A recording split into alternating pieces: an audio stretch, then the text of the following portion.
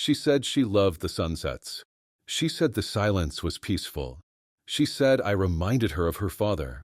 Turns out, she just wanted the land. My name is Jack Harrelson. I'm 72 years old. I've lived in Grady County, Oklahoma, my whole damn life. The house I live in? I built it with my own two hands in 1982. The land it stands on, 56 acres of dry, cracked, oil-rich dirt, belonged to my grandfather before me. My father worked this land. I've worked this land. I was planning to die here. And then came her. Melinda showed up at church one Sunday. Mid-40s. Blonde, charming, wearing boots that looked dusty but cost more than my truck. Said she just moved from Tulsa, looking for peace and quiet. Said she loved small towns. Said big city life had broken her heart. She sat next to me during service. Sang the hymns. Laughed at my jokes. Flashed a smile that could melt butter on a January morning. 2 months later, we were having lunch every week. By month 4, she was cooking dinner in my kitchen. 6 months in, she moved into my house. I should have known better. Hell, everyone else seemed to. Lane, my best friend since grade school, said, "Jack, she's 30 years younger than you. What does she want?"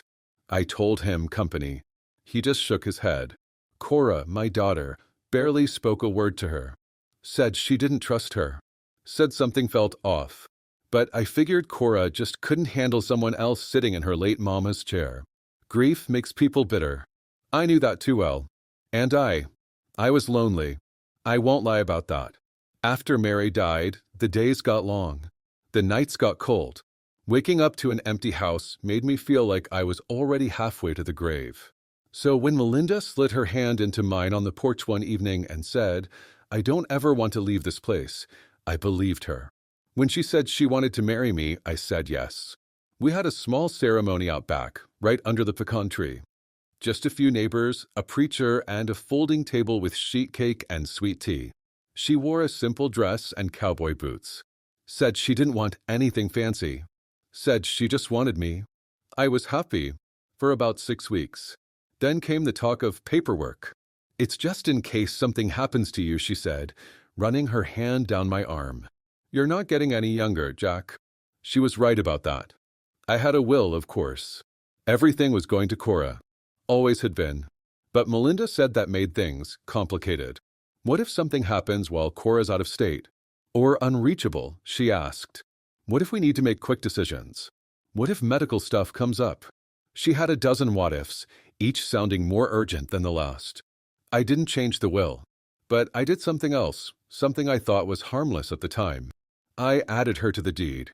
Joint tenancy with right of survivorship. Just to make things easier, I told myself. I didn't even tell Cora. I knew she'd blow a gasket. But Melinda smiled, kissed me, and baked me a pecan pie that night. 2 weeks later, she changed. Subtle at first. Less laughter. Less touching.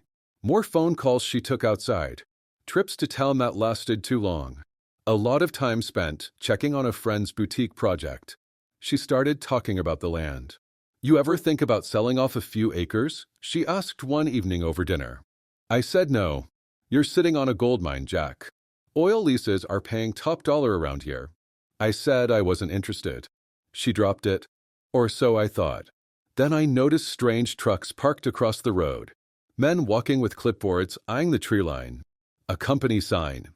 Ridgehawk Energy. I confronted one of them. Asked what they were doing.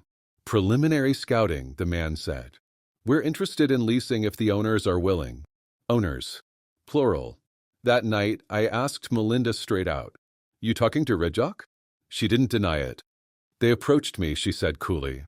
"And technically, Jack, I am an owner now." I just stared at her. That was the moment the floor dropped out. She had waited just long enough for me to trust her. Just long enough for the ink to dry. And now she was moving pieces behind my back. Melinda smiled, just a little, and said, "You've been sitting on dirt for decades. I'm just trying to make something of it." I didn't sleep that night. I sat on the porch until sunrise, the cold seeping into my bones. She was inside, curled up under a blanket I had bought for Mary. I stared at the land, the fence, the fields, the dry patches I'd mended for years. And I realized something.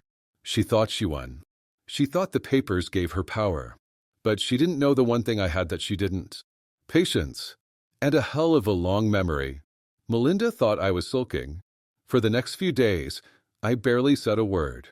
I woke up before dawn, like always, made my coffee, walked the land. I fixed a busted water pipe by the north fence, hauled 2 loads of hay, ate dinner without much talking. She figured the fight had passed. She didn't know I was watching. She took more calls outside, met with Ridgehawk reps at the diner, signed for a package she didn't open in front of me. She was building something, quietly, quickly, like a thief drawing blueprints before a job. I let her. See, I've been in the army. I know how to spot a hostile before the first bullet flies. And I've learned something else. Never interrupt your enemy when they think they're winning. I needed to find out just how deep this plan went. So I paid a visit to the county records office. Grady County's courthouse isn't fancy. 1 story, beige brick. Smells like paper and mildew. But it's where every dirty little land deal leaves a fingerprint.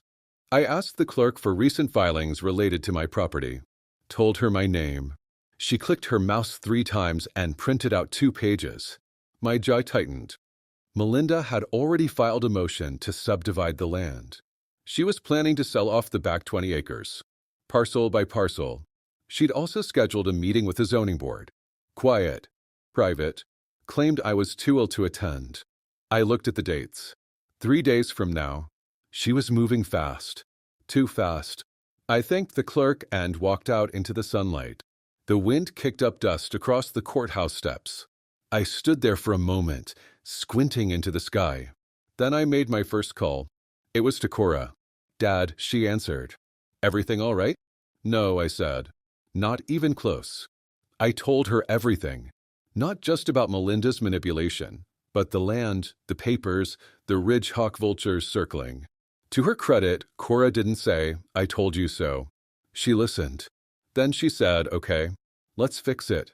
That evening, I came home and acted normal. Melinda was on the porch with a glass of wine, reading something on her phone. I sat beside her. She smiled like nothing had happened. You were out a while today. Had things to tend to. She nodded. Then said, Jack, I was thinking, maybe we build a guest house out back. Something fancy. For Airbnb.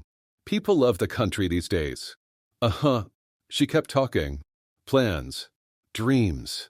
Fake futures. All built on my land. I nodded like a fool. Inside, I was already digging her grave. That night, I called in another favor. Lane, my old friend, still works part-time as a private investigator. He knows how to pull bank records, dig through shell companies, follow money trails. I need everything on Melinda, I said. Real name, assets, past marriages, the works. You sure, Jack? I've never been more sure. He got to work the next morning. What he found made my blood run cold. Melinda had done this before. 3 times. In Missouri, Texas, and one right here in Oklahoma 10 years ago. Each time, she married an older man. Convinced him to add her to deeds, accounts, trusts. Then slowly chipped away at the foundation until she got what she wanted. Land, money, control. The Oklahoma one had ended in a quiet divorce. The man moved into assisted living 6 months later. The property was sold. Melinda pocketed $600,000. She had a pattern. She was a professional. But this time, she made a mistake. She picked the wrong old man. Cora drove in that night. She didn't say much to Melinda, just smiled politely and claimed she wanted a surprise visit. Melinda bought it. We had dinner together. Barbecue. Sweet tea. Like old times. Afterwards, Cora and I sat on the porch, side by side. She's gonna move fast now, I said. She's already got her foot halfway out the door, Cora replied. She's just waiting for the payday. I nodded slowly. Well then, I said, let's close the door before she gets out. The next morning, I wore my oldest boots and an old shirt with paint stains. The kind of outfit that makes people overlook you. I wanted to be invisible for the next few hours. I parked down the street from Ridgehawk's local office. Not much more than a storefront between a yoga studio and a vape shop. Big glass windows, no curtains. Perfect view in and out. From the diner across the road, I ordered one coffee and sat with my back to the wall, facing the glass. I had a notepad in front of me, scribbling nonsense to look busy. At 9:14, Melinda walked in. Blue dress. Hair perfect. She greeted the receptionist like they were old friends. The woman laughed and touched her arm. They disappeared into a side office. That was all I needed. Later, Lane would pull security footage and grab audio from a bug I slipped into Melinda's purse the night before. But today, I was just confirming her boldness. She didn't even try to hide it. Back home, Cora had started pulling together a folder. Everything Lane had uncovered. Screenshots of Melinda's financial trail, her aliases, her marriage licenses, her payouts, and a photo of every man she'd left behind. Cora had printed out every document, tagged with dates and highlights. By the time I got back from town, the folder was thick enough to crack a table if you dropped it. She's made a career of this, Cora said. Not anymore, I replied. Melinda came home late that night. Said she'd been shopping in Tulsa. Brought me a new shirt. Blue plaid. It'll bring out your eyes, she said sweetly. I thanked her like a good little husband. She smiled, kissed my cheek, and poured herself a drink. She had no idea I was holding a folder that could end her entire life. Over the next 48 hours, I made my moves. First, I called the zoning board and revoked the proxy Melinda filed. Told them I would be attending in person and that I had concerns about forged signatures. Second, I met with my lawyer. I'd added a clause to the deed after Cora's mother passed. Quietly, without telling anyone. If anyone attempted to sell or subdivide the land without my consent while I was alive and of sound mind, the property would revert to Cora. Ironclad. Legal. Not even Melinda knew it existed. Last, I went to the local paper. Not the big city news, just the Grady Gazette. Read by ranchers, teachers, and old folks who still cared about local stories. I handed the editor a copy of the folder and said, "You want something real? Here it is."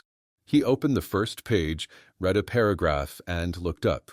Jesus, Jack. I want her exposed. Publicly. Fully. Before she takes what's not hers. He didn't blink. You'll have it by Friday. When Melinda saw the article 3 days later, it was like watching someone slowly drown above ground. Front page. Woman tied to multiple elder abuse schemes now eyeing land deal in Grady County. It had everything. Names. Records. Quotes from previous victims. The paper hadn't held back. Melinda dropped her wine glass. It shattered across the floor. I didn't move. She turned to me, pale and trembling. What did you do? I stood up. I stopped you. She blinked like a stunned animal.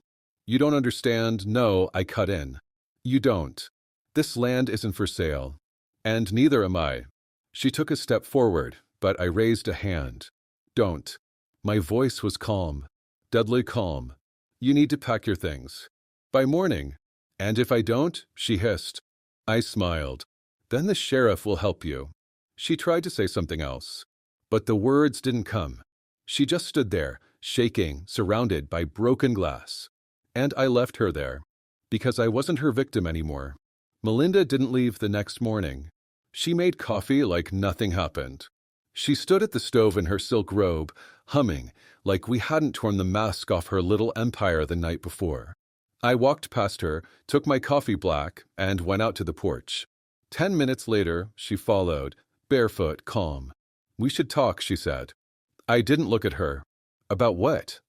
About how this got out of hand. About what we both want. I turned slowly. You think we're negotiating?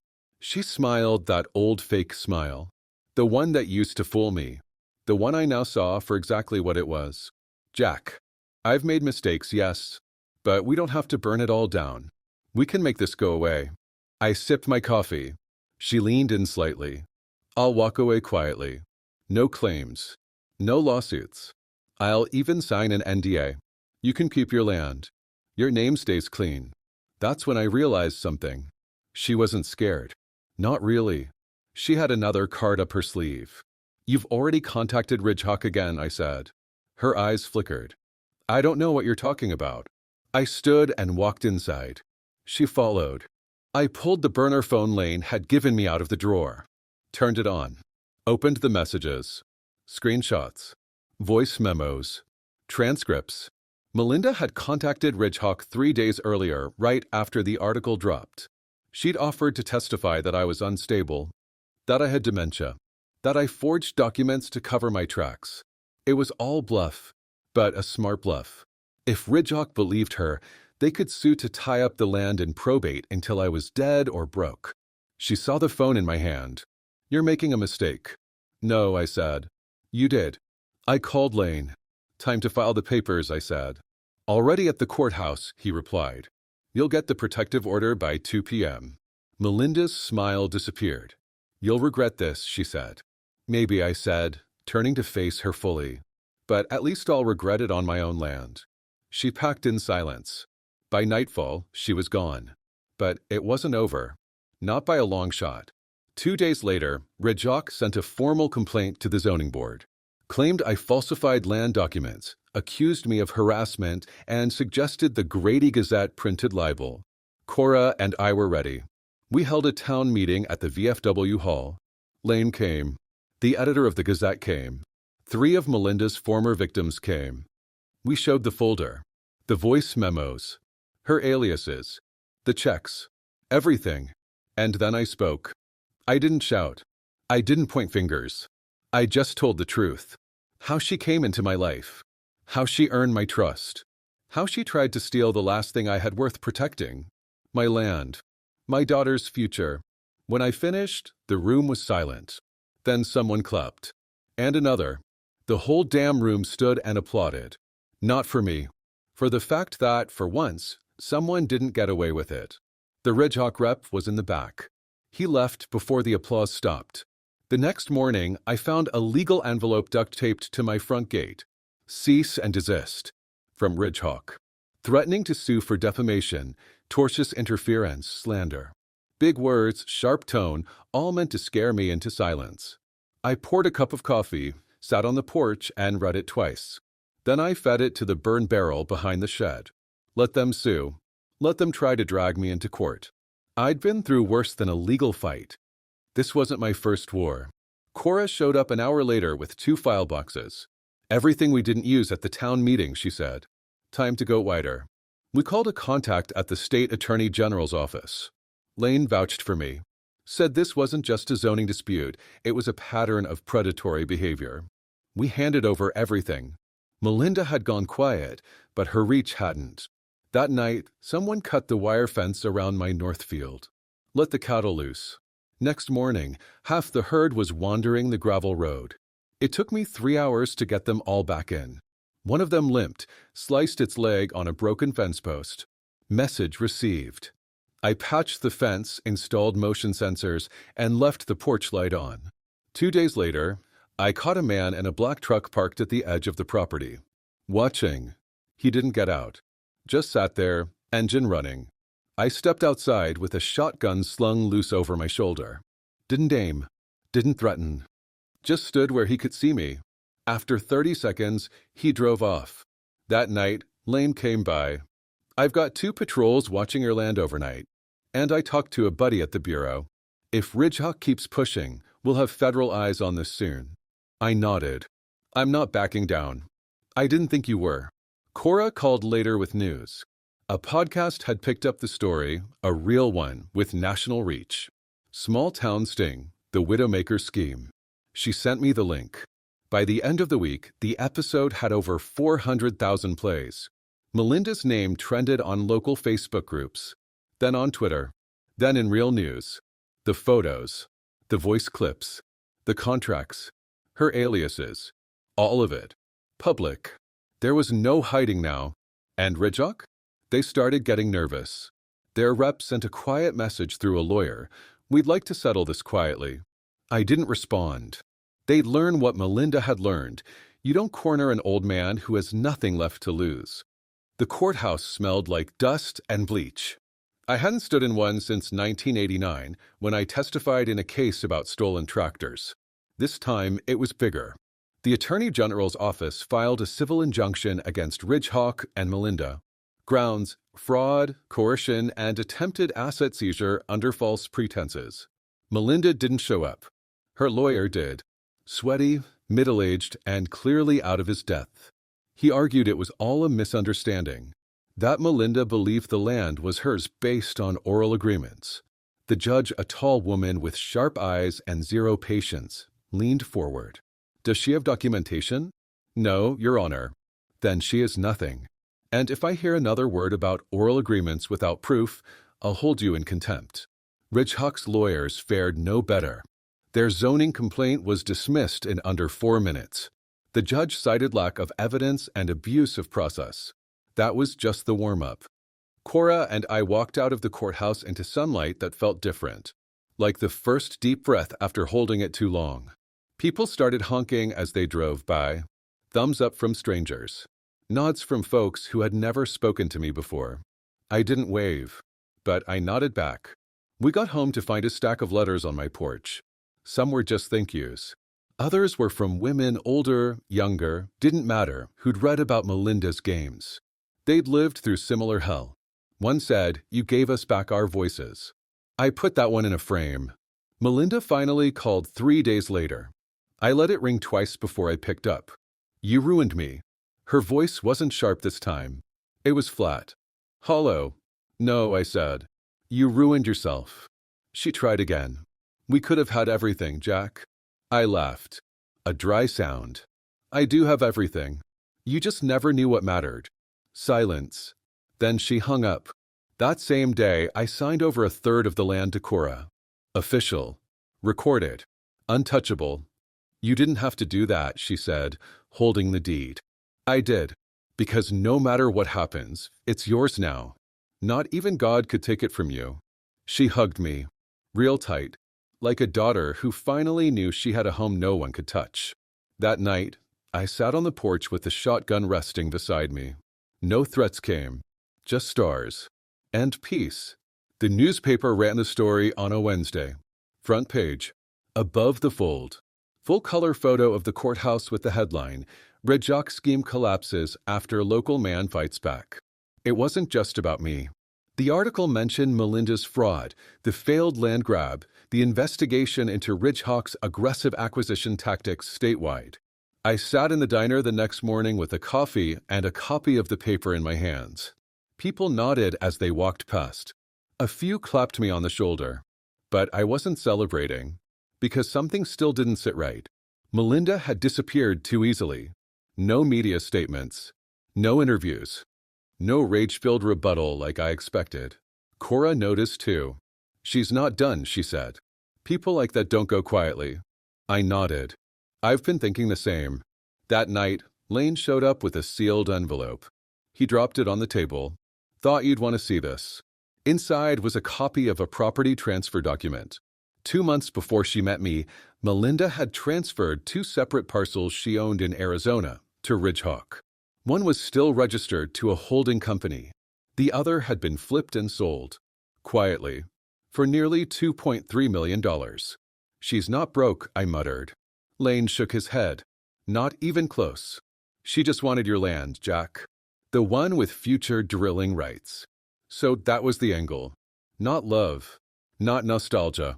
Not some second-chance romance. She knew. Somehow, she'd found out what lay under the East Ridge. Oil. A small deposit. Not massive, but enough to be worth millions if extracted right. A year ago, a surveyor from a pipeline company had come sniffing around. I told him to leave. He must have reported back. Word spread. Quietly. In investment circles. Land maps. Public mineral rights filings. That's when Melinda showed up again. Everything made sense now. The fake charm. The sudden nostalgia.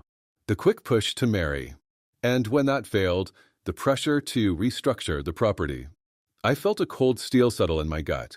"You still got that lease agreement draft from Texnova?" I asked Lane. He nodded. "I want to sign it, but on my terms."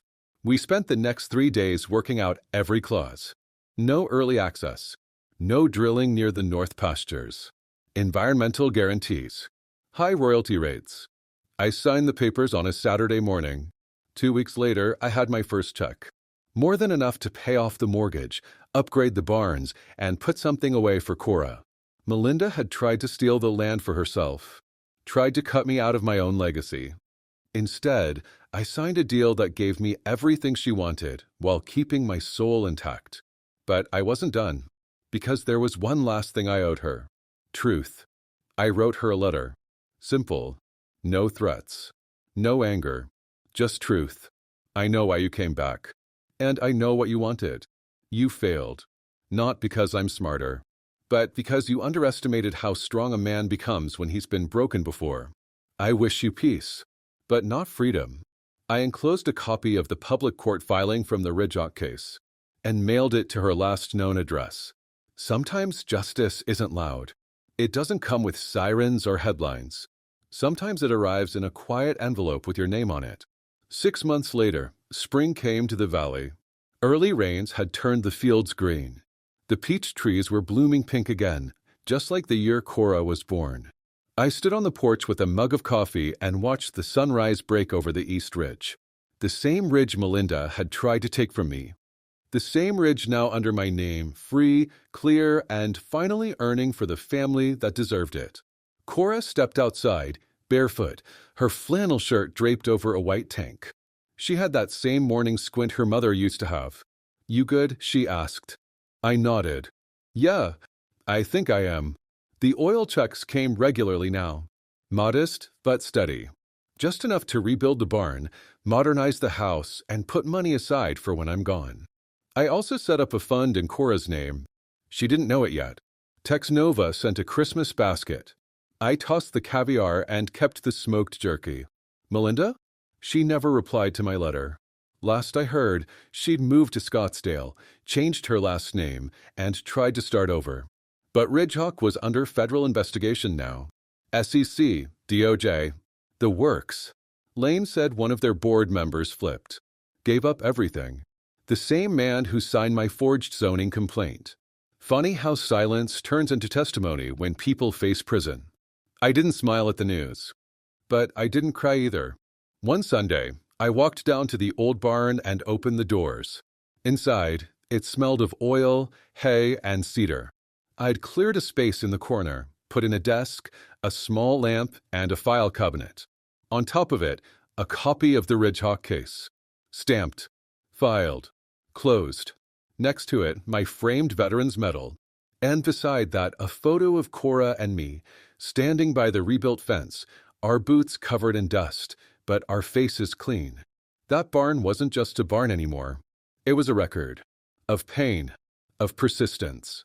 Of truth. The phone rang that afternoon. A local podcast wanted to interview me. "Jack, you've become something of a symbol here. Mind talking about it?" I said yes, because maybe someone else, some old man in some small town, needs to hear that you can lose everything and still take it all back, piece by piece. I kept the story simple. No big words. Just what happened, why I fought, and what it cost. When the interview aired, letters poured in. Emails too. A woman in Oregon said her ex tried the same scam. A farmer in Kansas said he buried his oil rights because he didn't trust the buyers.